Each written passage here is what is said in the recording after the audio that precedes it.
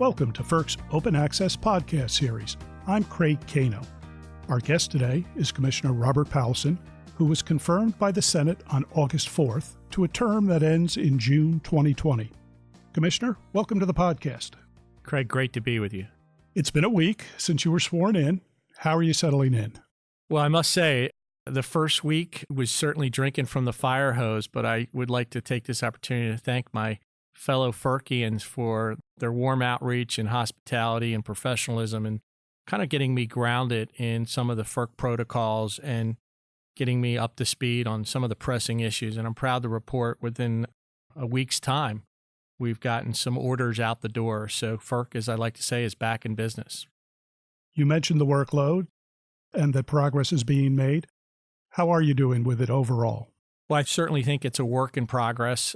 I will say, I think in terms of priorities, working with Chairman Chatterjee and Commissioner LaFleur, who I've worked with, and let me just say, we owe her a debt of gratitude for her leadership. She's someone I've worked with as a state commissioner for my 9 years in Pennsylvania. She is someone who cares very deeply about state government relations and the state public utility commissions, and I'm honored to serve with her. In terms of this whole issue of the backlog and realizing we haven't had a quorum since February, I think there's no more pressing issue to demonstrate to the publics that we regulate and consumers across America that we are doing our work and working with our professional staff here at the FERC to get these orders out the door. I like to tell people over 1,500 cases per year come through the FERC with close to $500 billion of infrastructure spend. So a lot of these projects have been on hold. A lot of these projects have gone through tremendous rigor in review processes.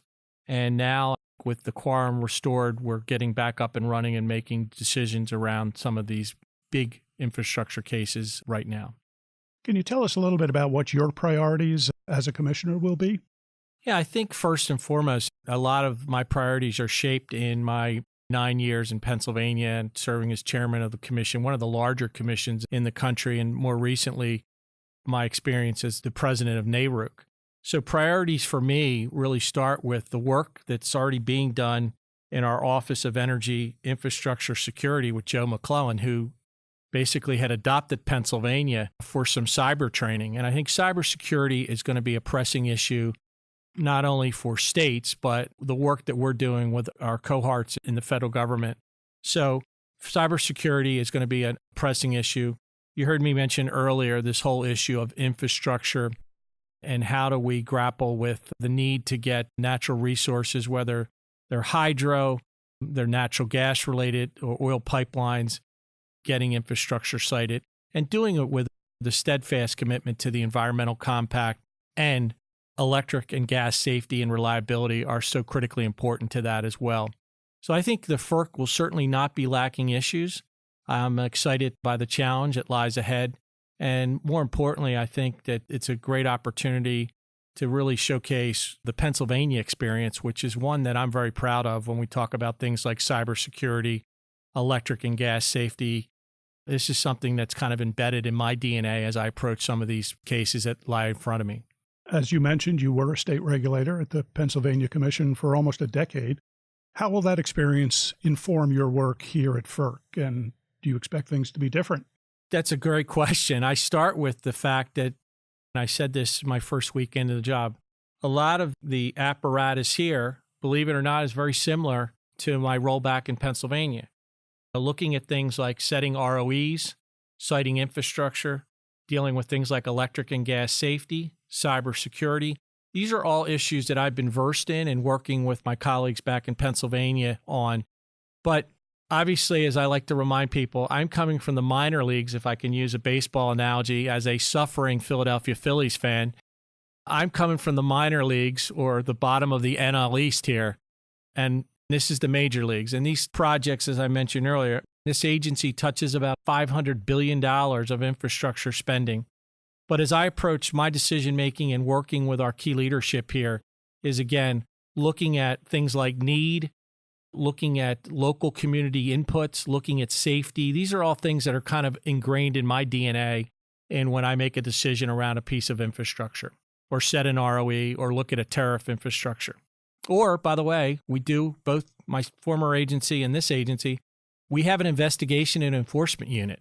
And that's a critically important function because we have to have functioning markets, and we have to, as I like to say back in Pennsylvania, you can drive 80 on the Pennsylvania Turnpike. That's why we have state troopers. So the work that's being done here on enforcement is so critically important to the markets. As part of your work in the States, you spent the last almost a year, I think, as chairman of as president of NARUC. I'll take that promotion, by the way. Could you tell us a little bit about your view of the relationship between FERC and the state commissions? Well, it is one embedded in a lot of good history, a strong working relationship. I think if you look back over the history of FERC commissioners, Commissioner Honorable, Commissioner Clark, Chairman Wood, these are all individuals that have served this agency with distinction in one leadership role or another, and it all started with their state experience. And so the work that NARUC does with the FERC, I use the example of electric gas coordination, cybersecurity. These are all issues that the NARUC state leadership is looking for a collaborative working relationship with the FERC.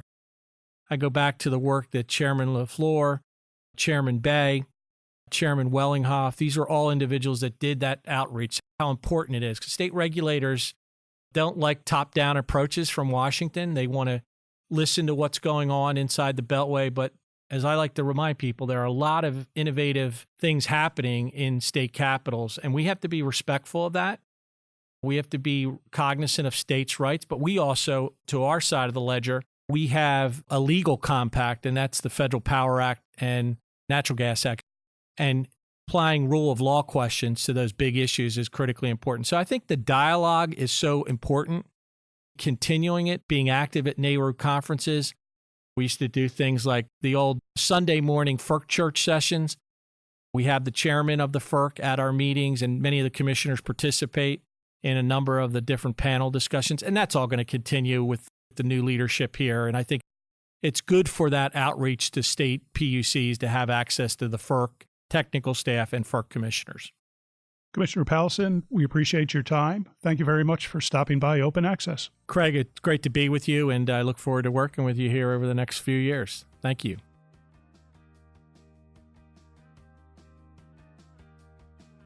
FERC is an independent regulatory agency that oversees the interstate transmission of electricity, natural gas, and oil. Review of proposals to build interstate natural gas pipelines and liquefied natural gas terminals, and licensing of non-federal hydropower projects. FERC protects the reliability of the high-voltage interstate transmission system through mandatory reliability standards, and it monitors interstate energy markets to ensure that everyone in those markets is playing by the rules. Unless otherwise noted, the views expressed on these podcasts are personal views and do not necessarily express the views of individual commissioners or of the Commission as a whole. This podcast is a production of the Federal Energy Regulatory Commission Office of External Affairs, Leonard Tao, Director. We will be updating our posts when we've got news, so be sure to check out our website, www.ferc.gov, and follow us on Facebook, Twitter, and LinkedIn to find out when our next podcast airs.